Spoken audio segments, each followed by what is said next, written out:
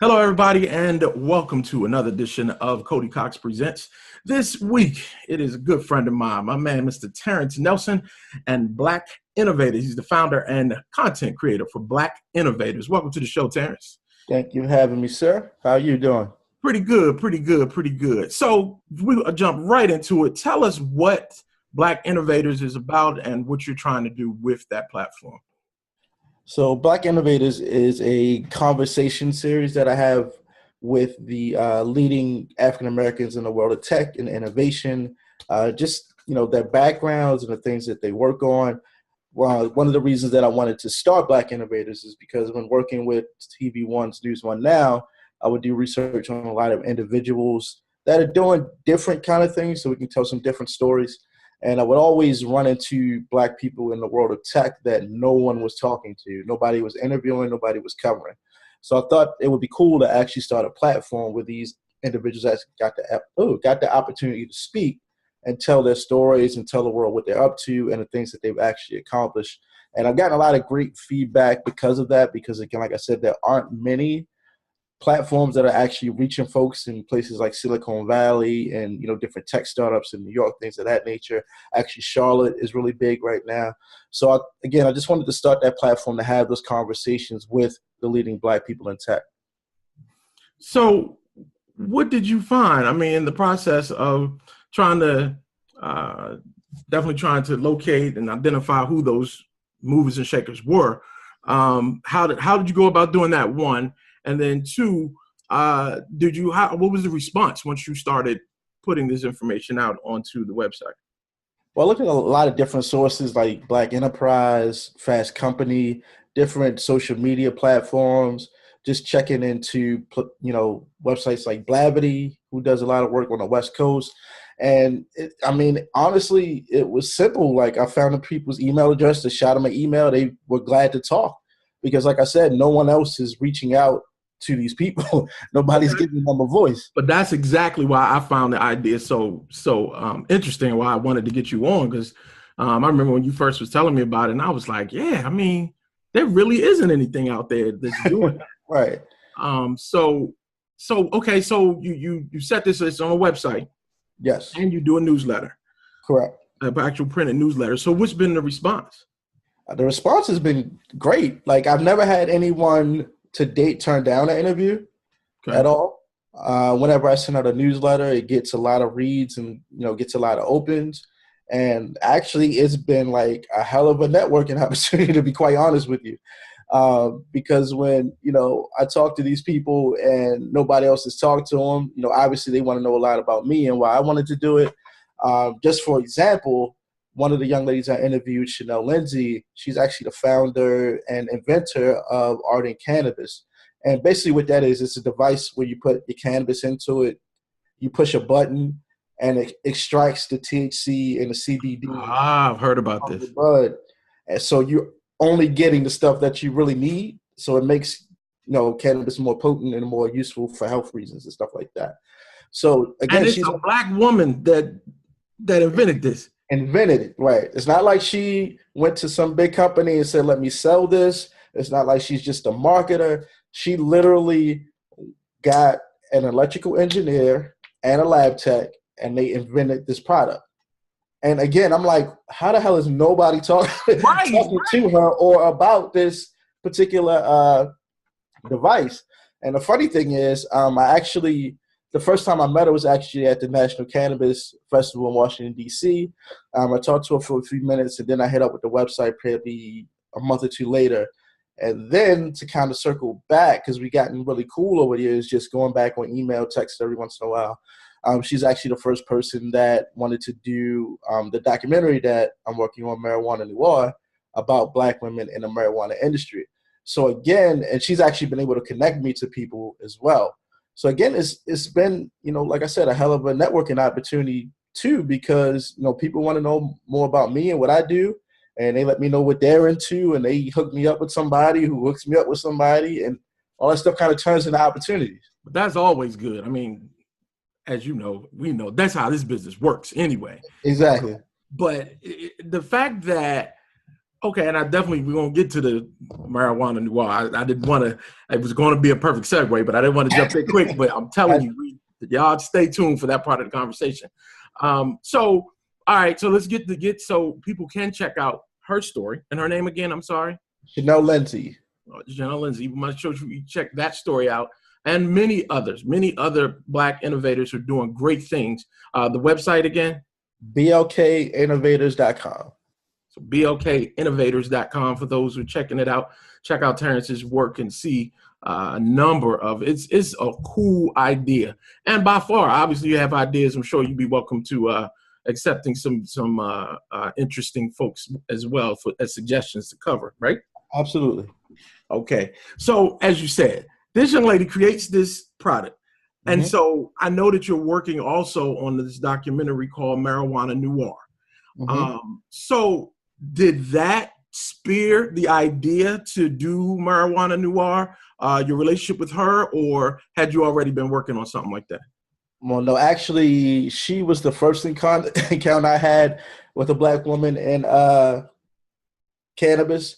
The second, which is another interview that's on BLK Innovators, is a doctor named Dr. Jessica Knox, and she's the creative director for an app called Noir, in which women can actually order things like birth control and women-related health products through an app. And oddly enough, and again, like I said, the networking and just crazy how this world works out, her family owns the biggest marijuana growery in Oregon. Black family. A Black family. Black family. In Oregon. Of all places, too. But they have so it's the largest marijuana distributor or just growing plant, say? Grower in Oregon. Okay. So, again, these things just started coming together. And again, Black family, her sister's involved, and both of her parents, because all four of them are doctors, which is, you got 4 doctors in one family. That alone for a Black MD doctors or PhD doctors? MD doctors. Wow. And the reason, right, this is what I'm saying. And these stories are out there, but nobody's talking to these people. Nobody's putting a light on them. I mean, some of the things have come to light just because cannabis has gotten so big. Right. But again, you got 4 doctors in one family who own a marijuana growery in Oregon, and they're African American.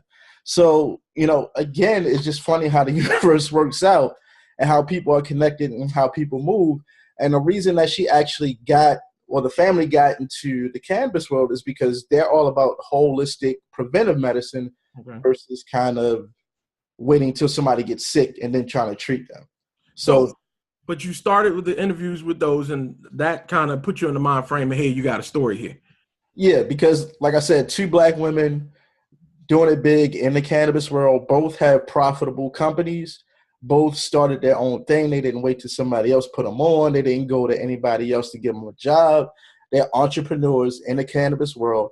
And once I did more research about cannabis, I noticed that Black women are primarily spearheading the industry in regards to the African-American community in the cannabis world. So, again, I got to talk to Chanel for the documentary. I spoke to Shanita Penny, who's the president of the Minority Cannabis Business Association. I spoke to Hope Wiseman, who's the youngest dispensary owner in the country, actually. She has a dispensary in PG that's about to open in August. It's Prince George's County, Maryland.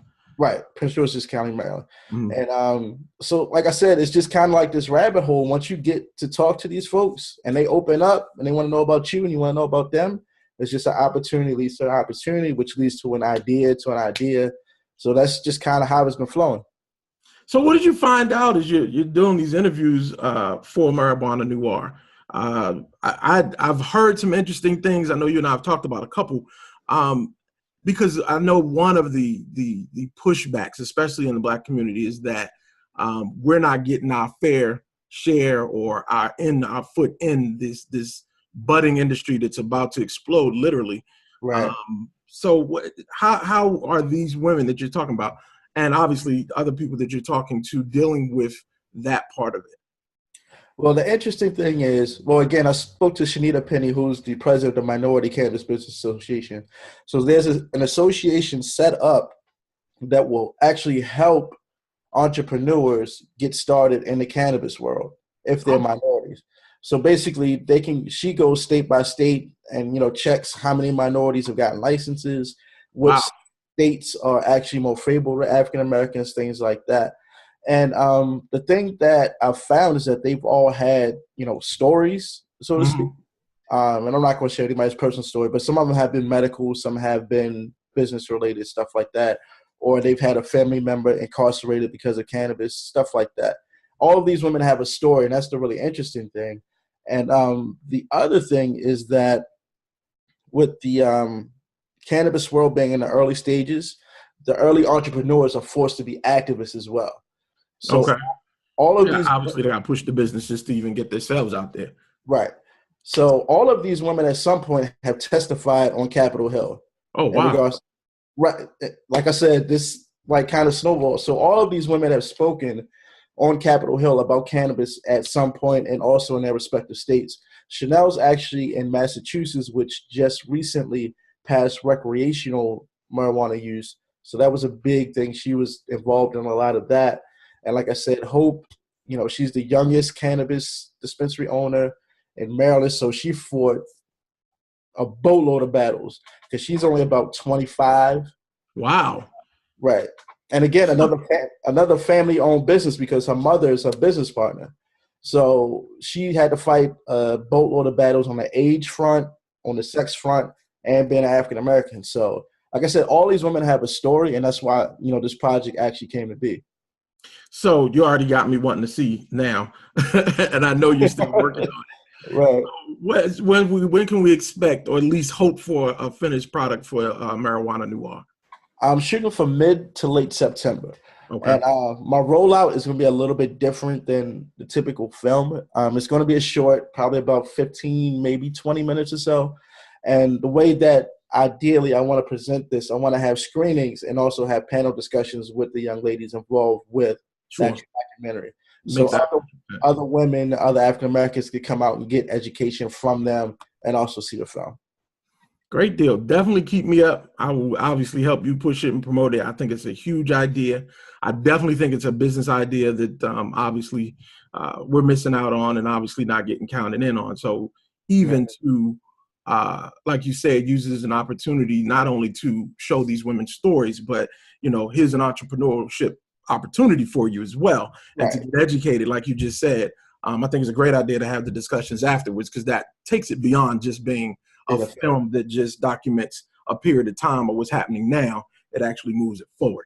So I applaud you for it, man. That's huge.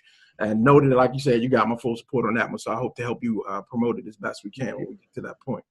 So you all, you make sure you check out BLK Innovators, and that's BLK. Tell me again, Terrence. BLKinnovators.com. Okay. Make sure you check that out with these incredible scientists and people who aren't getting real coverage for doing amazing things. And then followed up with Marijuana Noir, film coming out by Terrence Nelson. Thank you so much for joining me, Terrence. Appreciate your time, brother. Not a problem. Anytime. All right. Till next time, y'all been watching Cody Cox Presents. I am Cody Cox.